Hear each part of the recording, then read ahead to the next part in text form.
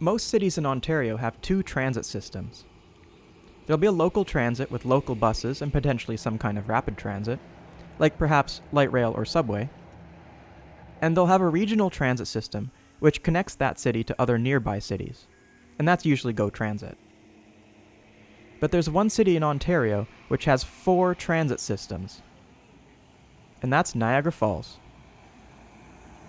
Your first thought might be that that makes sense, because Niagara Falls is split in half by the border between Canada and the United States, so it makes sense that everything would be duplicated.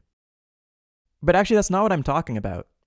Niagara Falls, Ontario has 4 transit systems on its own. Transit on the American side of the border is all provided by the Niagara Frontier Transit Authority, which is also the transit agency for the nearby city of Buffalo. So without further ado, here are the 4 transit systems of Niagara Falls, Ontario. They are Niagara Falls Transit, Niagara Region Transit, GO Transit, and WeGo. So what are all these transit systems?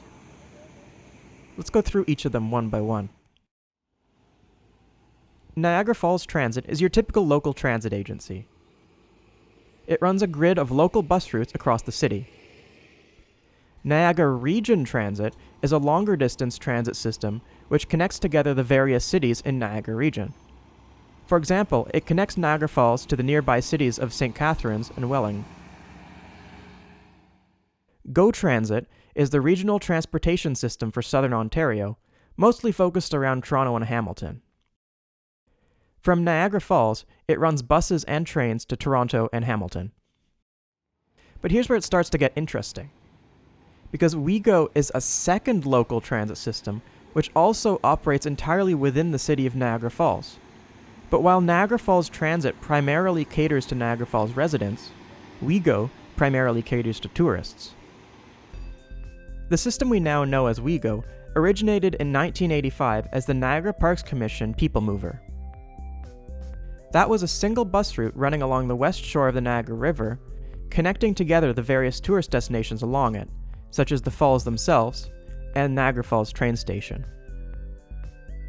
As its name suggests, it was operated by the Niagara Parks Commission. It operated pretty much completely independently from other transit systems, but this wasn't really a problem because there's a steep cliff separating the Niagara River from the city itself, and there's not much along the river other than tourist attractions anyway. But we can't talk about the NPC People Mover without also talking about the strange buses which operated it. This is a 1985 Ontario Bus Industries Orion 4. It was custom ordered by the Niagara Parks Commission and is probably the quirkiest bus to ever operate in Ontario. The first thing we need to talk about is the styling of this bus. No, this is not 2 buses. It's actually one bus pulling a trailer which happens to look the same as it. And you can tell that it is a trailer because it doesn't have headlights. What's additionally quirky here, not only did they decide to make the trailer look almost the same as the bus pulling it, but they also decided to make the back of both the bus and the trailer look basically the same as the front. So this vehicle looks like it has 4 fronts, even though there's actually only one side which can be the front. Most buses are identified by a bus number, which is printed somewhere on the bus. But that would be way too normal for the Niagara Parks Commission. So instead, the Orion 4s came with custom license plates with the bus number. But the quirkiness of these buses does not end at the surface. Instead of running on diesel like basically every other bus at the time, these buses ran on liquefied petroleum gas, which apparently allows the engines to run smoother. And although the service is quite a short distance one, with high turnover at each stop, the bus and trailer each only had a single plug door, which hardly makes for efficient stops. Unsurprisingly, Ontario Bus Industries never managed to sell a single one of these buses to anyone other than the Niagara Parks Commission. Except for one bus, which was sold to the City of New York. In 2012, the NPC People Mover system was expanded to become more of a comprehensive transit system, with a hub at Table Rock Terminal next to the falls themselves.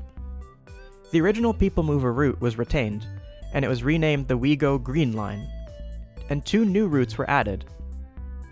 The WeGo Blue Line connects Table Rock Terminal to various nearby destinations and hotels, seemingly in random order. And the WeGo Red Line forms a convenient crosstown route from Table Rock Terminal to the west edge of the city. These two new routes are actually operated by Niagara Falls Transit on behalf of WeGo, while the Green Line continues to be operated directly by the Parks Commission itself. So with 4 different transit systems in a city of only 100,000 people, the big question is, how convenient is it to actually get around on transit in Niagara Falls? One simple test is to just look at the places you can travel with different transit tickets. With a Niagara Falls transit ticket, you can travel on any Niagara Falls transit route, as well as the 2 WeGo routes which are operated by Niagara Falls Transit. With a Niagara Region transit ticket, you can travel on all of those routes, as well as Niagara Region transit buses. With a GO Transit ticket, you can only travel on GO Transit. This is actually fairly unusual in Southern Ontario, since in nearly all other cities, GO Transit provides free transfers to the local bus system. With a WeGo ticket, you can only ride WeGo routes, although you can buy a combined GO Transit plus WeGo ticket, which gives a discount compared to buying them separately. Having so many different transit agencies in one small city actually doesn't seem to be as much of a mess as I thought it would be. The fare agreements between Niagara Region Transit, Niagara Falls Transit, and WeGo go a long way to avoid unreasonable ticket prices when transferring from one company to another. But there are definitely still some awkward fare situations, like the total lack of fare agreements between GO Transit and Niagara Falls Transit, and the fact that Niagara Falls Transit tickets don't allow you to ride Niagara Region Transit buses, even on trips which are entirely within Niagara Falls. So it seems to me that there are an unnecessarily large number of different transit agencies in Niagara Falls.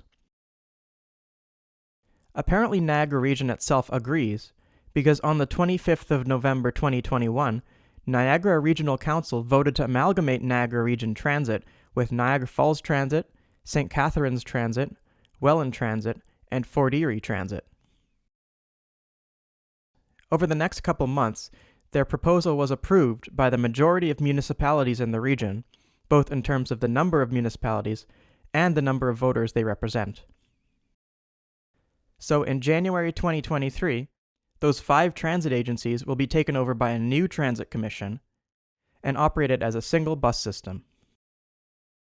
Overall, this amalgamation seems like a very positive step for public transport in Niagara Region, allowing for simpler and more cost-effective transit service.